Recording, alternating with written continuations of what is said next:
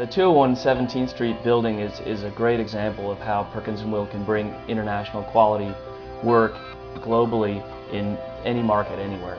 Something like LEED is not just an afterthought, but it's integrated into the process of every single project we do, so that when we take on a project like 201 17th Street, the best design processes for green design are immediately incorporated into the process, that we're working all the way through, not at the end, but at the beginning, middle, and end, and during construction, to have a superlative result in terms of green design. So this is a LEED Gold building, and that makes it one of the only 2 LEED Gold buildings, office buildings in the city of Atlanta right now, and probably only a couple dozen in North America.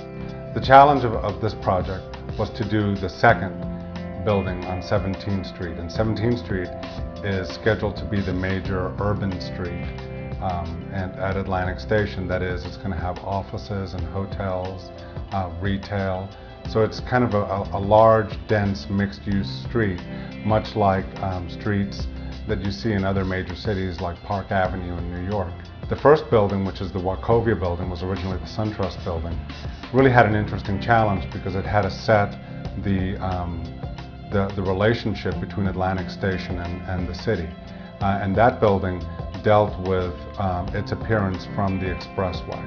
So it made a major effort in terms of making a statement at a sky level so that you could read the building. The building 201 17th Street is the first building that actually addresses 17th Street directly.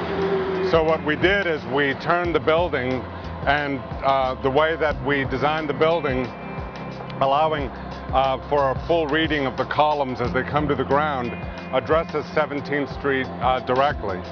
The skin of the building is done in such a way that when it comes down to the street, it goes to an all clear glass wall so that you can see straight into the lobby. The columns that appear out of the building form an arcade, which, even though this is a very modern building, is a very traditional architectural approach towards relating to the city, so that there's actually a place where people can walk under cover, whether it be for shade of sun like we're having today, or from rain. The colonnade is sort of a stately feature that creates the relationship between the building and 17th Street, but we also wanted the building to have a light appearance to it so that it sits lightly on the ground. And if you notice, the glass wall, as it comes down, goes past the face of the bottom floor, which suggests the idea that the building itself is very light and is hovering over the street. The difference between the traditional buildings and modern buildings is that traditional buildings had bearing walls, and they were held up by the walls themselves. Modern buildings are held up by internal structure, so that the exterior walls are free to have as much glass as possible. So whenever you put punched windows in a building, whether it be an office building, or whether it be a research building, or whether it be a house, you're doing that because you want the look of a punched window. In the situation of an office building, or in my opinion most buildings, I can't imagine why you wouldn't want to have as much daylight and views as possible. This building is important to Atlanta because it's going to be LEED Gold certified.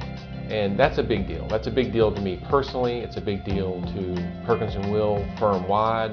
It's part of our philosophy.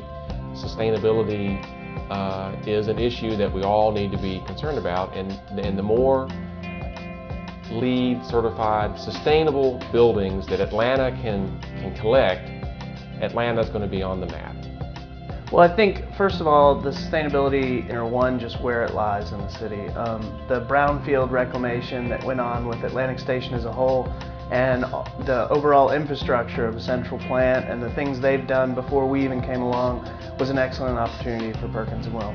The other issue with Atlantic Station is that the way that this development is designed, there's a plinth which creates the parking underneath the development, and there's holes that are created in which the buildings fit into and then relate directly to the parking, which occurs below the street level.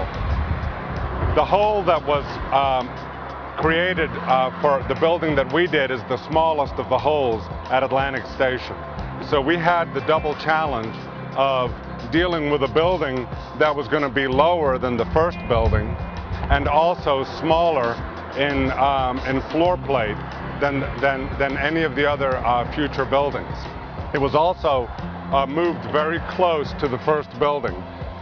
So we were concerned about the relationship of our building to the first building and letting light penetrate into the project. So what we did is we shaped the building by scooping out the corners on the southeast and southwest of the building in order to create a more slender proportion to the building on the south side and allow more light and more distance between the first building and our building, and then the next building and our building. We also had to really deal with the issue of the fact that this building was going to be a significantly shorter building than the first one.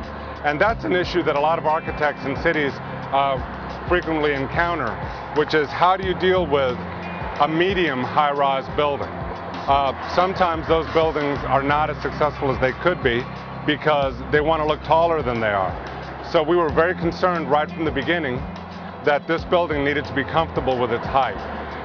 So we really did a very careful exercise in detailing the building and the way that it was shaped, the way that it was articulated vertically, so that there would be a clear bottom to the building, a clear body, and a clear top.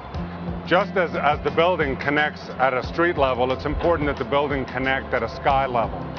So here you see the terrace that's formed on top of the building with the trellis that's overhead providing shade for occupants of the terrace. The building looks out onto downtown Atlanta and onto midtown Atlanta and has a very close connection to it, so that you're always conscious of the fact that the building is a building that's part of the city.